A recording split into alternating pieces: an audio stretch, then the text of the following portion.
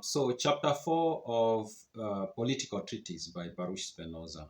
Chapter 4, he talks about the functions of the supreme authorities. Now, when he talks of the supreme authorities, when you read throughout the chapter, you realize he's talking about the sovereign, the people holding the sovereign power of the Commonwealth or the state. Now he's trying to explain what are their functions, what are they what are they supposed to be doing, or where does their right ends or starts and ends. And it does start by telling us that the, the, the, the right of the supreme authority is limited by their power. The more power they have, they can expand their right. The less power they have, their right kind of diminishes. But this is something that he says, in fact, in chapters that come before this. So it's not something new he's talking about in this chapter. But anyway, he starts with that.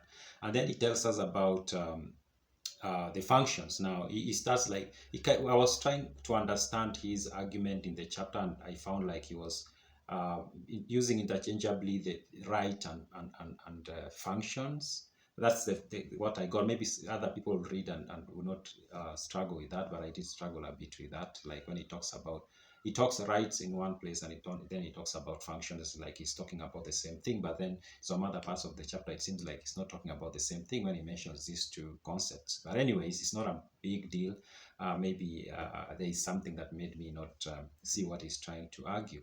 But he talks about, he says that the people holding the sovereign are like the mind of the dominion, are the mind of the Commonwealth. So the Commonwealth is a body, and then there's this head and mind, and the rest of the Commonwealth has to do or has to go by what that mind decides. And he says such authorities alone have the right of deciding what is good, evil, equitable, or iniquitous. That is what must be done or left undone by subject, severally or collectively. So the person holding the sovereign power is the brain of the Commonwealth. And that can be a person or a group of people. In fact, it does explain that in the other parts of the body. And it is whatever they decide is what everybody has to do as a body or as an individual. And people have no, you can't go against that.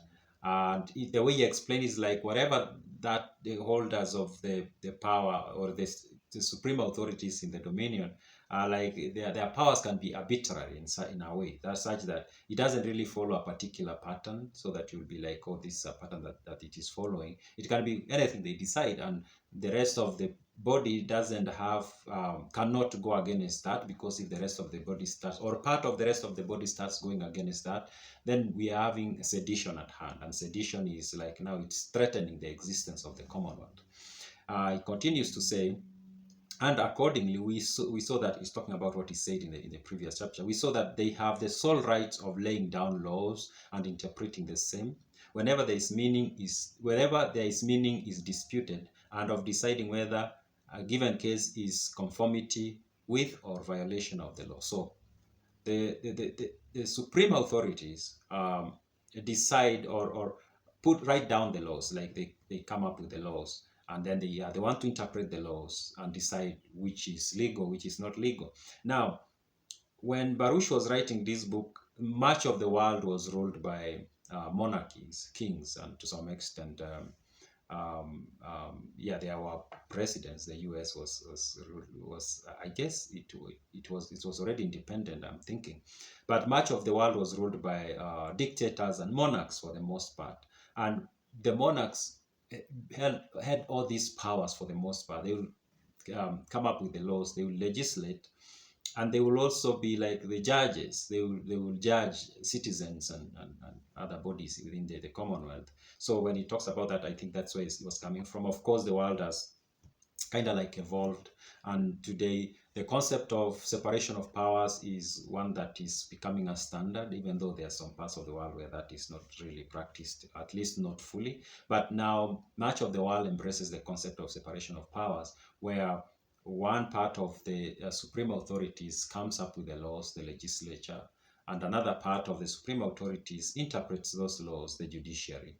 And then we have another arm of government, the executive, that kind of implements what needs to be implemented. So, but this was not the case for most part of the world when Baruch was writing this book. So he talks about these functions, but the way he explains is like for him, he wrote this part with the assumption that it was going to be the same person who is making all this.